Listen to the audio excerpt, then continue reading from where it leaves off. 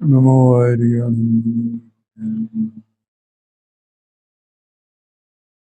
मंगलमय मंगल परम वीतराग नमोताय याते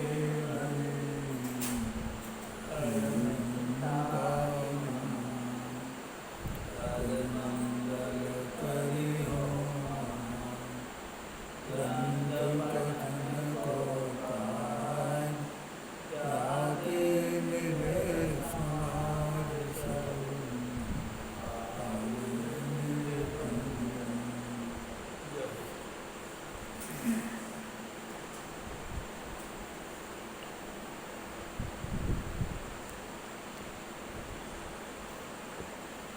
यहाँ ये चर्चा चल रही है 7वें अधिकार में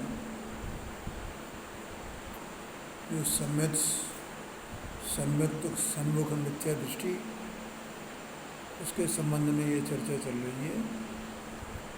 और उसमें ये बात आई है कि जैसा इसमें पीछे बताया कि किस प्रकार से सम्यक दर्शन प्राप्त करने के लिए तत्व विचार करने का पुरुषार्थ किया जाता है। ठीक है। और एक तत्व विचार करने वाला ही सम्यक दर्शन का अधिकारी होता है।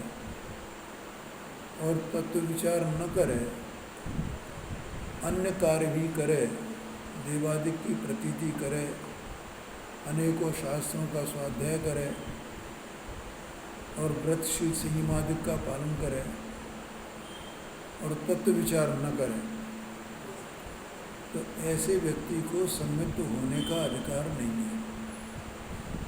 और इन कार्यों के बिना भी यदि कोई तत्व विचार करता है तो वो सम्यक का अधिकारी हो सकता है। लेकिन ऐसा तत्व विचार करने वाला भी उसको सम्यक दर्शन होए और न होए, ऐसी कोई गारंटी, ऐसा कोई नियम नहीं है। हाँ, उसका नियम क्यों नहीं है तो उसको यहाँ ये पंडित साहब थोड़ा डिटेल में बता रहे हैं। उसमें ये बताते हैं कि देखो भैया, जिस जीव को सम्यक दर्शन होता है उससे पहले उसे 5 लब्धियाँ होती हैं। ठीक है। तो जो तत्व विचार करने वाला है उसे 3 लब्धियाँ तो होती हैं। ठीक है। और चौथी लब्धि भी किसी किसी को होती है। लेकिन जो अंतिम एक लब्धि और कही गई है उसके हुए बिना सम्यक दर्शन नहीं होता, ऐसा कहा। तो उन लब्धियों के नाम क्षोभ समलब्धि, विशुद्धि लब्धि, देशना लब्धि, और चौथी है प्रायोग्य लब्धि, और 5वीं है कर्ण लब्धि। तो जैसा कभी मैंने बताया, इसमें लिखा भी है कि 4 लब्धियाँ तो अभव्य को भी हो जाती हैं, लेकिन कर्ण लब्धि भव्य को ही होती है। इसलिए जो जीव भव्य होगा और उसका काल पक गया होगा तब उसे कर्ण लब्धि होगी है। और कर्ण लब्धि होने पर उसे सम्यक दर्शन होगा, ये बताना। तो यहाँ पंडित साहब ये लब्धियों का स्वरूप यहाँ कहते हैं। देखो यहाँ 5 लब्धियों का स्वरूप ये लिखा है ना, यहीं से अपन पढ़ते हैं।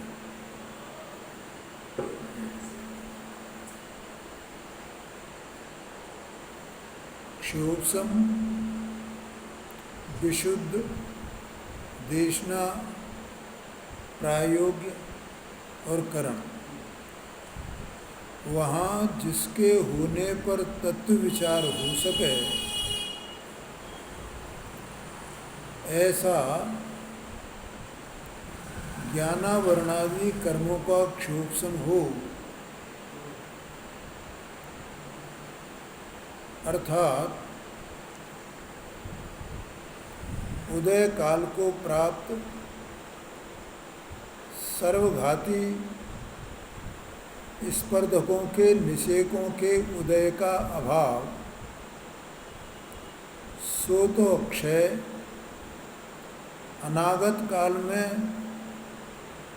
उदय आने योग्य उन्हीं का सत्ता रूप रहना, सो उपशम। ऐसी देशघाती स्पर्धाओं के उदय सहित कर्मों की अवस्था, उसका नाम क्षोभसम है। उसकी प्राप्ति सो क्षोभसम लब्धि है। ये तो पहला हुआ। मैं अभी सब तसल्ली रखना, आप लोग सब में आपको बराबर समझाऊंगा, ठीक है। ये तो यहाँ पंडित साहब ने लिख दिया। अब वो क्षोभसम क्या है, उसका यथार्थ स्वरूप आपके भी समझ में आ जाएगा, चिंता नहीं करना। दूसरी है विशुद्धि लब्धि। मोह का मंद उदय आने से मंद कसाय रूप भाव है, जहाँ तत्व विचार हो सके, सो विशुद्धि लब्धि है। देखो, अपन ने पहले प्रारंभ में ही, पहले अध्याय में ही पंडित साहब ने एक बात लिखी है कि संसारी जीवों के 3 प्रकार के परिणाम होते हैं: संक्लेश, विशुद्ध और शुद्ध। ऐसा लिखा है ना, अपन ने, याद होगा। तो विशुद्धि लब्धि का मतलब ये है, आत्मा चेतन वस्तु है, तो जब वो तत्व विचार में लगता है, तो अपन ने चर्चा भी की थी, तो कसाई की मंदता के बिना तत्व का विचार नहीं हो सकता। जिसका उपयोग इधर उधर घूमता होएगा, उसका जो है वो, उसे तत्व विचार नहीं हो सकता। यहाँ पर एक सज्जन आते हैं, तो कभी कभी वे आते हैं, कभी कभी बैठ जाते हैं, कभी बैठे बैठे एकदम उठ भी जाते हैं, चले भी जाते हैं। तो वे बैठ भी जाते हैं तो मैं देखता हूँ उनका चित्त इधर उधर घूमता रहता है। मैं बिल्कुल, मतलब मेरा चित्त ये बात पकड़ लेता है कि इनका चित्त यहाँ नहीं लग रहा है। इसका मतलब क्या हुआ कि विशुद्धि नहीं है परिणाम। जो जीव टकटकी लगा करके सुनता है, जिसको सुनने की जिज्ञासा है, उसके विशुद्धि लब्धि होती ही है, विशुद्ध परिणाम होते ही हैं। उसके बिना वो टकटकी लगा करके सुन ही नहीं सकता है। इसलिए वो विशुद्ध लब्धि यहाँ कर्म मंद कसाय होगी तो तत्व विचार होएगा। मंद कसाय के बिना तत्व विचार नहीं हो सकता।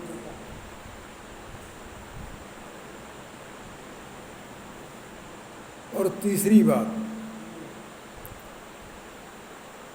जिनदेव के उपदिष्ट तत्व का धारण हो, विचार हो, सो देशना लब्धि है। मान जो उपदेश है जन्माणी माता का, उस उपदेश का धारण होना चाहिए, धारणा बननी चाहिए, ये आशय है। तो इसका नाम देशना लब्धि है। तो कोई प्रश्न हो तो पूछ लेना। है जी। जिस तत्व का धारण 7 तत्वों की बात देखो सभी की बात है, वो तो सभी की बात है। जिनवाणी में छह द्रव्य, 7 तत्व, आत्मा का स्वरूप क्या है, पर का स्वरूप क्या है, निमित्त नैमित्तिक भाव क्या है, उपादान उपादेय क्या है, जितनी जो कुछ भी जो सिद्धांत हैं, जो चर्चा आती है, हैं 4 प्रकार के अभाव क्या हैं, षट कारक क्या हैं, ये तमाम बातें हैं ना ऐसी। हाँ हाँ हाँ। तो उनको सबको उनको सुनने की ललक, जिससे वो सुना जा सके, विचार हो सके, धारणा हो सके उसकी, है वो सब देशना लब्धि है। देखो देशना का मतलब होता है उपदेश, और लब्धि वो जीव का परिणाम है। इसमें जितने भी जो लब्धि शब्द से आए हैं, क्षोभसम लब्धि है जीव का परिणाम, विशुद्धि लब्धि है जीव का परिणाम, देशना लब्धि है जीव का परिणाम, प्रायोगिक लब्धि है जीव का परिणाम। आया कि नहीं आया क्या? और कर्ण लब्धि ये जीव का परिणाम। अब जिस जीव के इतने प्रकार के परिणाम हैं, होते हैं, उस जीव को तत्व विचार करने पर नियम से सम्यक दर्शन होता है, एक कहा है। आया समझ में? अब ये 3 बातें यहाँ हो गई हैं, ठीक है। देखो अभी ये 5 चीज़ें जो यहाँ दी गई हैं, ये रत्नगण श्रावकाचार्य जी में भी हैं। तो थोड़ा वहाँ से अभी अपन पढ़ते हैं, उसमें और भी सरल भाषा में है, इसलिए मैंने कहा कि ये सब आपको समझ में आ जाएगा। जो यहाँ ये लिखा है उसी प्रकार की लगभग भाषा है, थोड़ा सा और सरल करके है।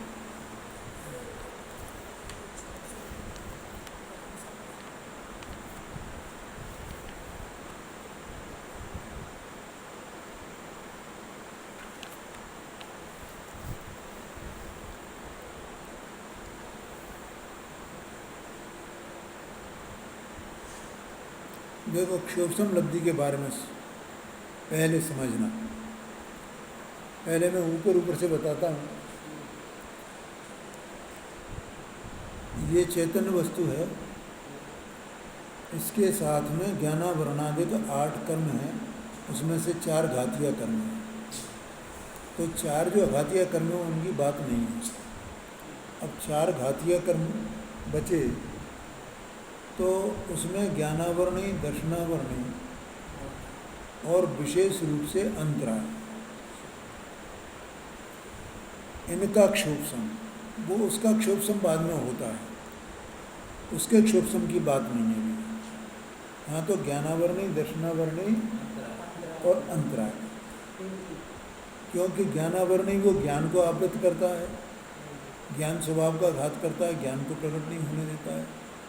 दर्शनावरणी दर्शन गुण का घात करता है, और अंतराय से उस प्रकार की शक्ति प्रकट नहीं हो पाती है।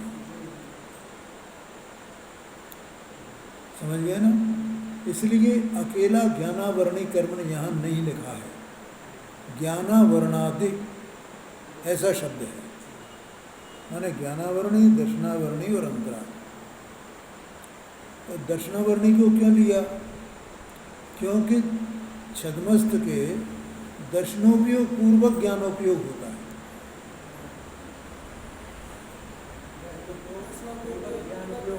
हाँ जी, हाँ जी, हाँ जी, हाँ जी, जो उपयोग होता है ना, वो उपयोग दर्शनोपयोग पूर्वक ज्ञानोपयोग होता है, अर्थात पहले दर्शन होता है फिर ज्ञान का कार्य होता है, ये बात है। इसलिए वो उसमें दर्शनावरणी भी शामिल समझना। हालांकि जहाँ भी क्षोभसम की परिभाषा आई है, सभी जगह मैंने देखा, जैसे भावदीपिका में भी इसकी परिभाषा आई है, मोक्षमा प्रकाशक जी में अपन देख रहे हैं, श्रावकाचार्य जी में भी अपन देख रहे हैं, और भी एक आध जगह मैंने देखी है। तो सब बस केवल इतने ही लिखते हैं, ज्ञानावरणादि ऐसा करके लिखते हैं। तो वहाँ ज्ञाना जब मैंने विचार किया तो उसमें ज्ञानावरणी, दर्शनावरणी और अंतराय, ये तीनों ही शामिल समझ लें। एक बात। दूसरी बात, देखो ज्ञानावरणी कर्म की अपन ने ये जाना था कि 3 अवस्थाएं होती हैं। अब ज्ञानावरणी की होती हैं, वही दर्शनावरणी की होती हैं और वही अंतराय की भी होती हैं। ठीक है। कौन कौन सी 3 अवस्थाएं होती हैं? एक तो उदय होता है, एक शोभसम होता है और एक क्षय होता है। ठीक है। क्षय किनके होता है?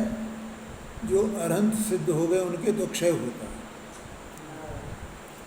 और जितने संसारी हैं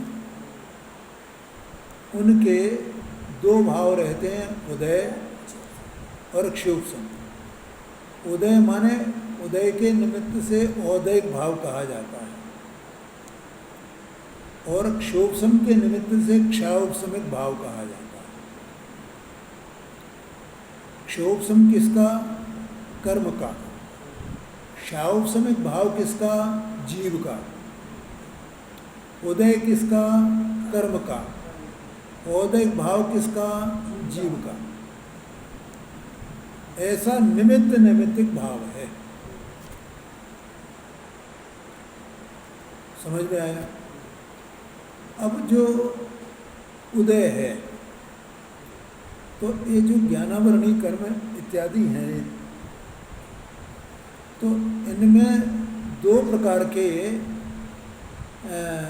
कर्म की प्रकृतियों का वर्णन चलता है। कैसा प्रकार होता है? 2 प्रकृतियाँ, 2 प्रकार की प्रकृतियाँ। कि कुछ प्रकृतियाँ तो सर्वघाती होती हैं और वे कुछ प्रकृतियाँ जो हैं अपने आप ही ऐसी उनकी योग्यता होती है कि वे सर्वघाती नहीं होती हैं, तो वे देशघाती होती हैं।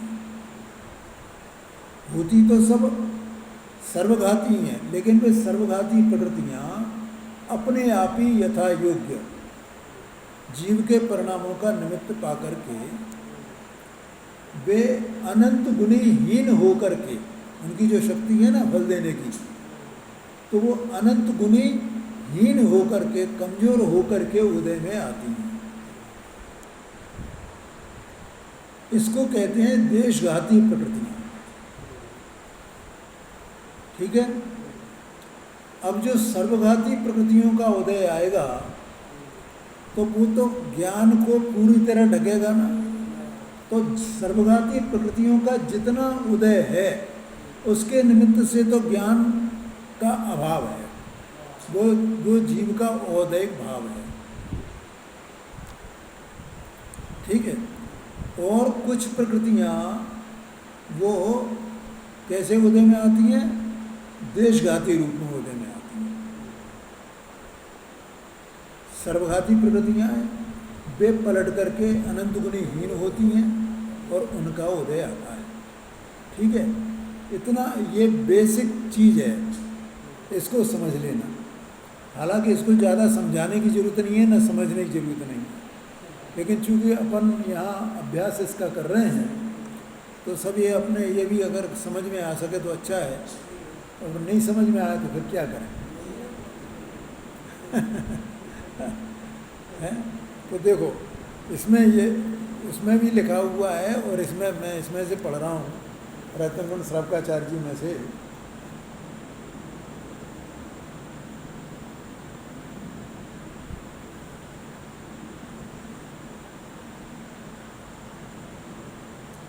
ज्ञानावरणादि कर्मों की समस्त अप्रशस्त प्रकृतियों की अनुभाव शक्ति प्रति समय अनंत गुणी घटती हुई आगे क्रम से उदय में आने लगे, उस काल में क्षोभसम लब्धि हुई कही जाती है। अब मैंने इतना जो बेसिक वो बताया ग्राउंड, वो समझ में आ गया ना। इस जीव के साथ में ये ज्ञानावरणादि कर्म प्रकृतियाँ बनी हुई हैं, और उनमें से कुछ प्रकृतियाँ वे अनंत गुणहीन हो करके उदय में आती हैं, तो इसका मतलब वो ज्ञान का पूरी तरह ज्ञान की शक्ति का घात नहीं कर पाती हैं, वे कमज़ोर हो जाती हैं। तो इसलिए जब जीव का उससे ज्ञान कितना कुछ प्रकट होता है उसको क्षोभ समलब्धि कहा जाता है। एक बात, अब उसका विस्तार करते हैं। उत्कृष्ट अनुभाग मैंने कब बताया था ये स्थिति और अनुभाग? आज सुबह बताया था, कल बताया नहीं, आज सुबह बताया था, आज सुबह बताया था। तो अनुभाग माने फल देने की शक्ति, और स्थिति माने मैंने बताया था ना कि उसमें प्रकृतियों में स्वभाव बना रहना, कितने काल तक वे हैं तो पुद्गल के परमाणु, कारमान परगणा के परमाणु, लेकिन वे कर्मरूप हो गए हैं। तो कर्मरूप परमाणुओं में और सामान्य परमाणुओं में क्या अंतर है कि सामान्य परमाणुओं में वो स्वभाव स्थित नहीं है, और जो कर्मरूप हो गए हैं तो उनमें वो स्वभाव स्थित हो गया है। ज्ञानावरणी में ज्ञानावरणी का स्वभाव स्थित हो गया है, दक्षिणावरणी में दक्षिणावरणी का स्वभाव स्थित हो गया है, वेदनी में वेदनी कर्म का स्वभाव स्थित हो गया है उन परमाणु में। आगे ना समझ में? ऐसे और वो जो उदय में आकर के खिलेंगे भी तो फिर भी सामान्य परमाणु हो जाएंगे, फिर उनमें वो नहीं रहा। इसलिए जितने काल तक वो स्वभाव उनमें बना रहता है, स्थित रहता है उस स्वभाव उनमें, उस काल को स्थिति बंद कहते हैं। ये मैंने बताया था। तो वो तो काल की बात हो गई।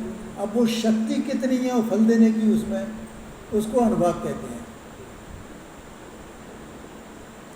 4 प्रकार की बंध कहे गए ना, प्रदेश बंध, प्रकृति बंध, स्थिति बंध, अनुभाग बंध। ये 4 इसमें पैसे पहले निकल गए हैं, मोक्ष मार्ग प्रकाशन जी में ये सब दूसरे अध्याय में है ना, वो वहाँ से पढ़ना, 26-27 पेज पर है वो, उससे समझ में आएगा। तो इस प्रकार से वो जो अनुभाग है उनका कर्मों का, तो अनंत गुणाहीन होकर के उदय में आता है। तो उत्कृष्ट अनुभाग के माने उसका उन प्रकृतियों का जो एक एक समय में उदय में आ रहे हैं, उनका जो उत्कृष्ट अनुभाग है, सबसे ज़्यादा फल देने की शक्ति है, तो वो अनंत गुणी, अनंत में भाग के बराबर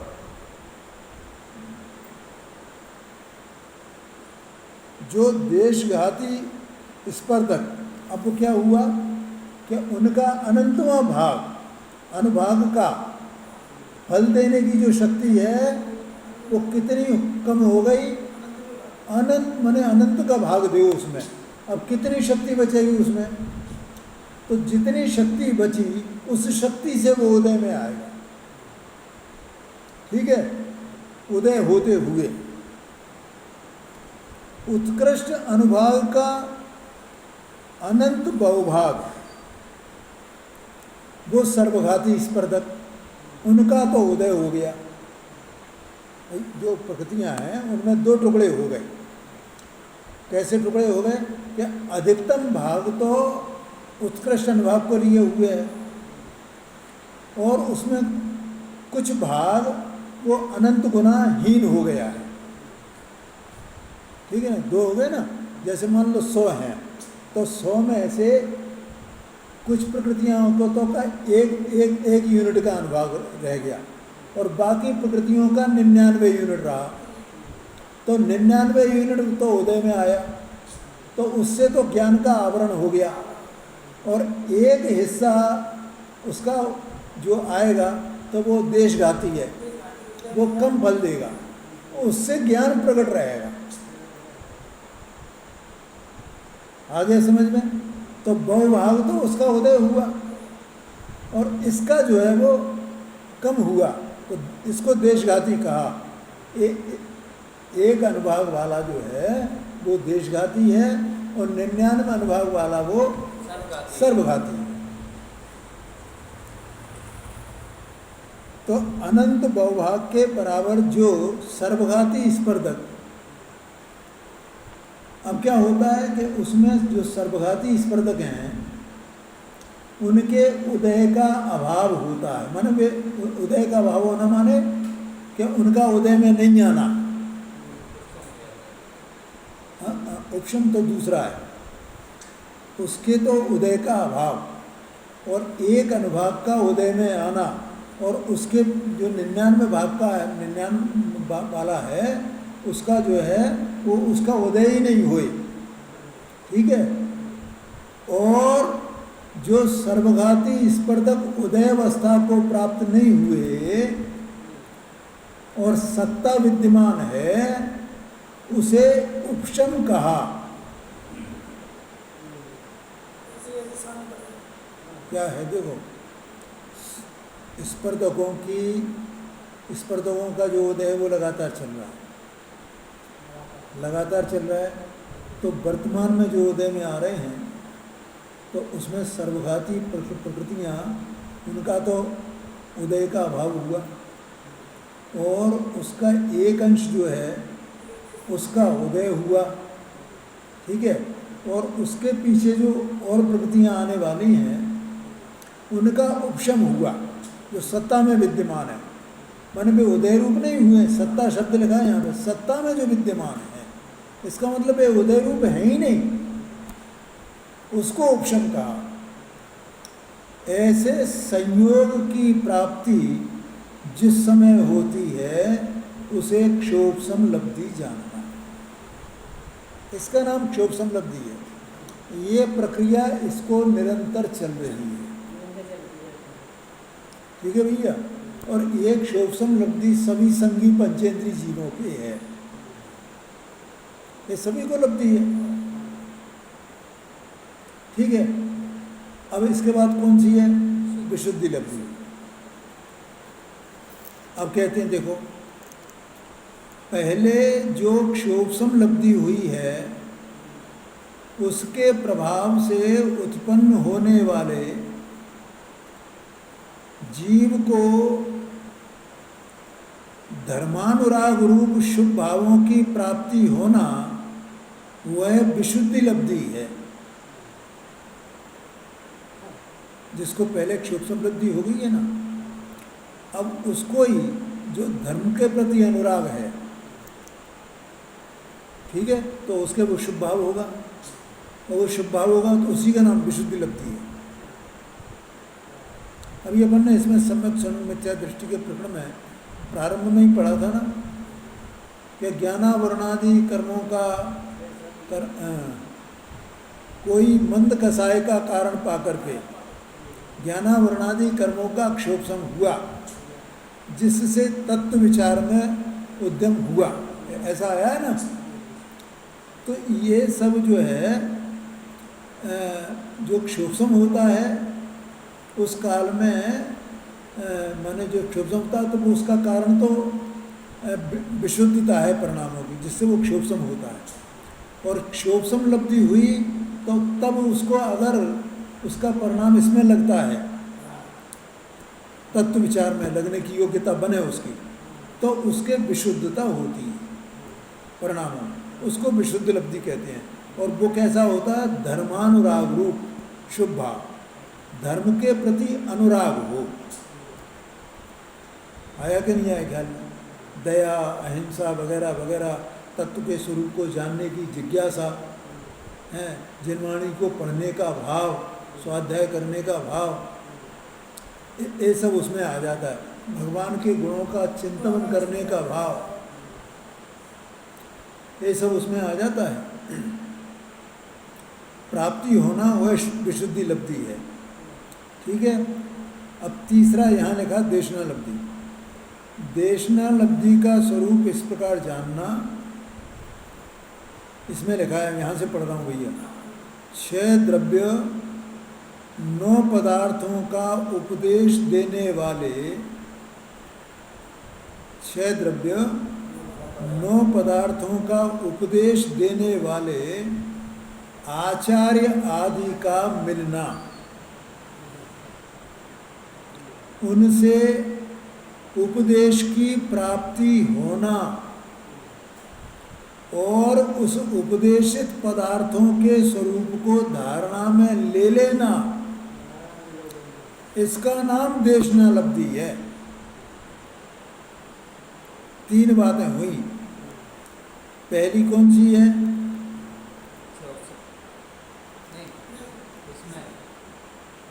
कि ऐसे आचार्यों का, गुरुओं का या किसी साधारण व्यक्ति का भी मिलना जो 6 द्रव्य 7 तत्व के स्वरूप को, 9 पदार्थों के स्वरूप को यथार्थतः समझाने वाला हो, करुणा करके जीवों को। गृहस्थ भी हो सकता है,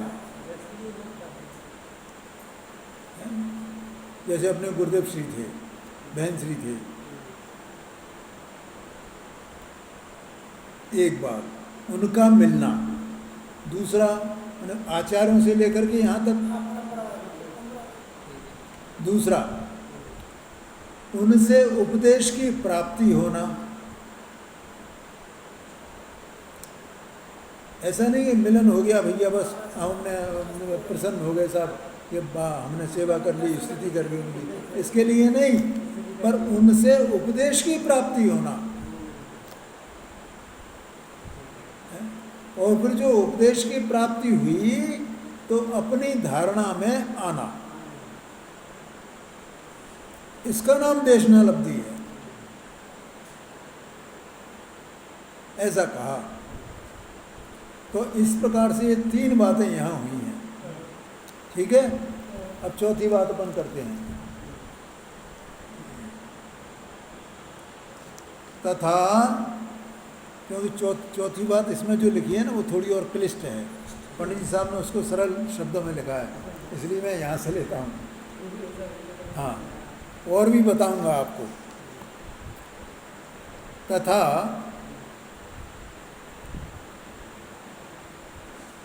कर्मों की पूर्व सत्ता अंतः कोड़ा कोड़ी सागर प्रमाण रह जाए। क्या बोला? इस जीव को ये जो कर्मों की सत्ता है ना, इनकी जो बंद होता है तो कितना कितना होता है पता है आपको? उत्कृष्ट सत्ता जैसे मोहनी कर्म है, तो मोहनी कर्म की 70 कोड़ा कोड़ी सागर की तक उसकी सत्ता रह सकती है। अपने को जो विद्यमान है ये केवल ज्ञान गम्य है कि कितनी कितनी सत्ता है इसकी वर्तमान में। आया कि नहीं आया ख्याल में? इसका मतलब ये जो सत्ता विद्यमान है वो कोड़ा कोड़ी सागरों में ही होगी। आया कि नहीं आया ख्याल में? कोड़ा कोड़ी सागरों में ही होगी वो सत्ता।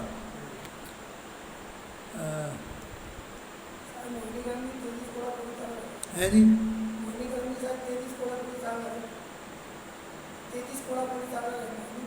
इनकी नहीं, मोहनी कर्म की 70 कोड़ा कोड़ी है। हाँ जी। और दर्शनावरणी, ज्ञानावरणी और वेदनी, इनकी 20 या 30 कोड़ा कोड़ी सागर है। ये उत्कृष्ट है, मतलब हाँ है। और उसमें एक पूजन में आई है, पूजन में जयमाल में अरनाथ स्वामी की है या कुंदनाथ स्वामी की पूजन है, उसमें वो आई है। जरा उठा लोगे यहाँ से, ये 24 तीर्थंकर भगवान की वो रखी है किताबें कोने में ऊपर, उधर उधर उधर वाले को, लास्ट वाले, यही यही यही यही इसी में। अरे ऊपर वाले इसी में।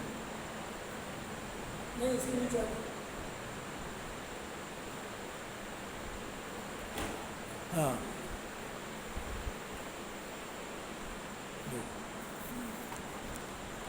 मुझे याद नहीं रहती है असल में, मैं कई बार उसको पढ़ता हूँ।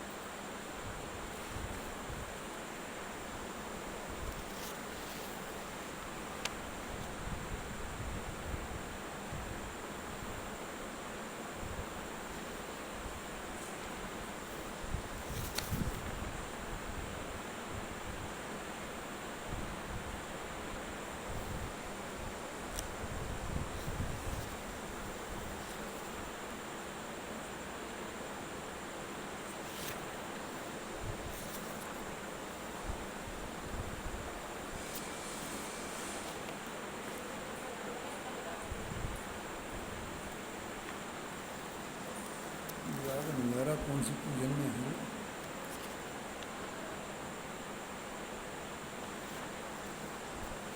पर वो इसमें भी है, तत्पर सूत्र में विधि है वैसे वो।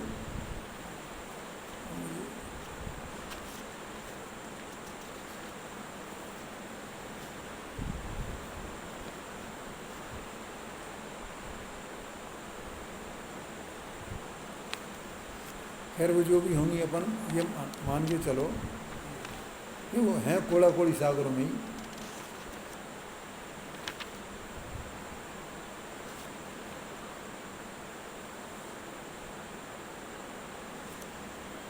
चलो छोड़ो, ठीक है।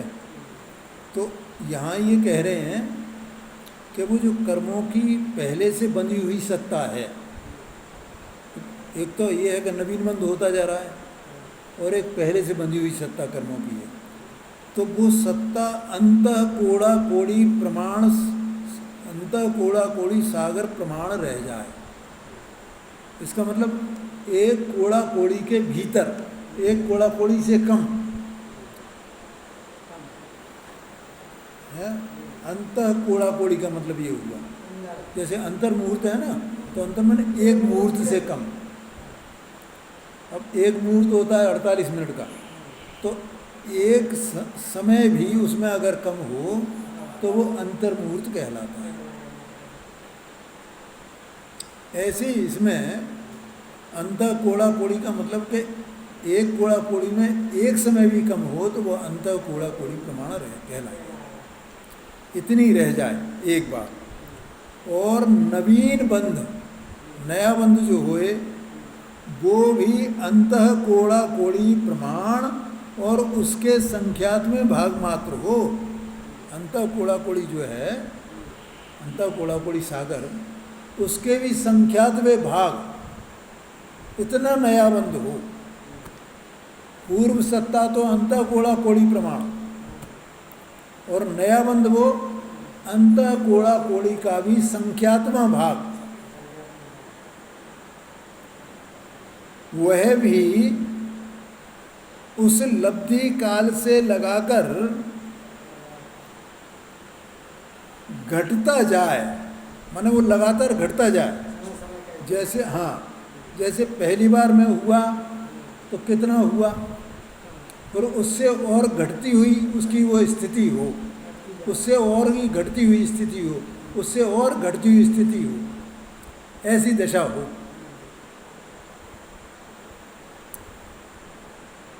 और 3 कंडीशन है। तीसरी कंडीशन, कितनी ही पाप प्रकृतियों का बंध क्रमशः मिटता जाए।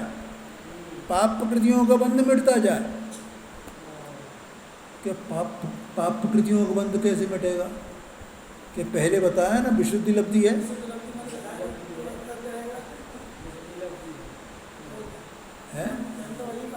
हाँ, तब तो पाप प्रकृतियों का बंध जो है वो जो नया बंध होने वाला है उसकी बात कर रहे हैं।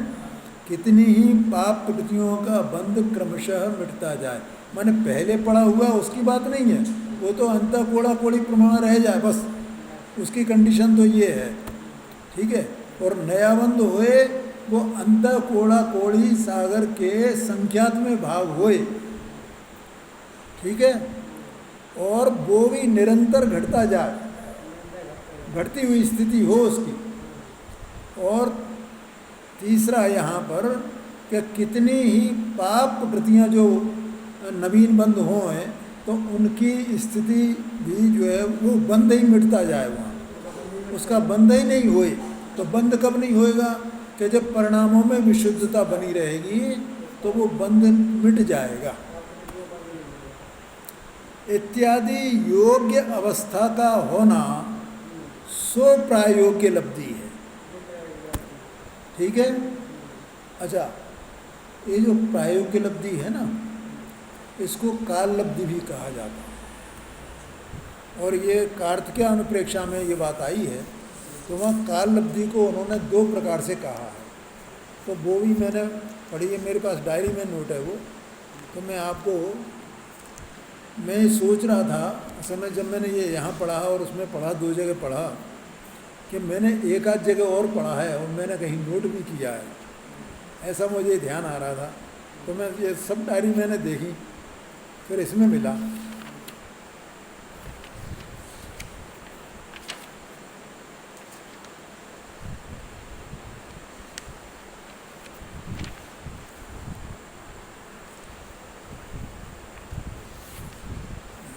देखो,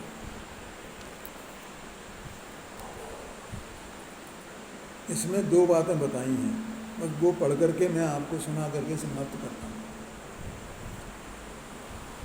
कर्मों से घिरे भव्य जीव के संसार भ्रमण का काल जब अर्धपुद्गल परावर्तन मात्र शेष रह जाता है, भव्य जीव का जब इतना काल शेष रह जाता है, ये भी अनंत काल है, माने इसके भीतर रहे बस, तब वह जीव, वह भव्य जीव प्रथमोपशम सम्यक्त को ग्रहण करने का पात्र होता है।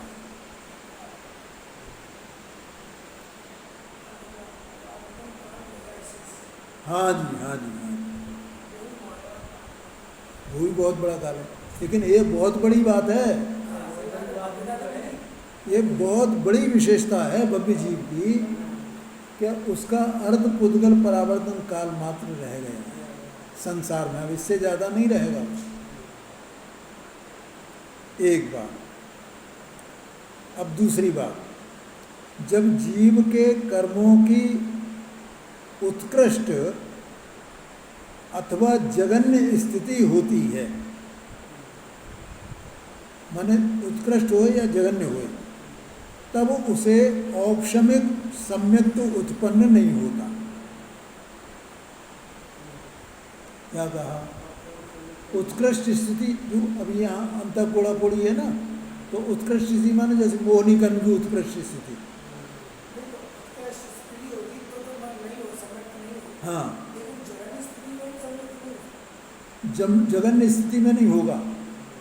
जघन्य स्थिति में मैं ऐसा समझता हूँ कि जघन्य स्थिति होने से पहले ही उसे सम्यक्त हो गया होगा, तो वहाँ सम्यक्त होने का प्रश्न ही नहीं है। इसका मतलब मध्यम स्थिति होती है, उसमें उसे सम्यक दर्शन प्राप्त होता है, तब उसे, यहाँ भी वो कह रहे हैं, क्योंकि पहली बार जब होगा ना, तब उसे औपशमिक सम्यक्त उत्पन्न नहीं होता, जघन्य में भी और उत्कृष्ट में भी। किंतु जब कर्म अंतःकोड़ा कोड़ी सागर की स्थिति के साथ बंधते हैं और फिर निर्मल परिणामों के द्वारा उनकी स्थिति घटकर संख्यात हजार सागरहीन अंतःकोड़ा कोड़ी सागर प्रमाण शेष रहती है।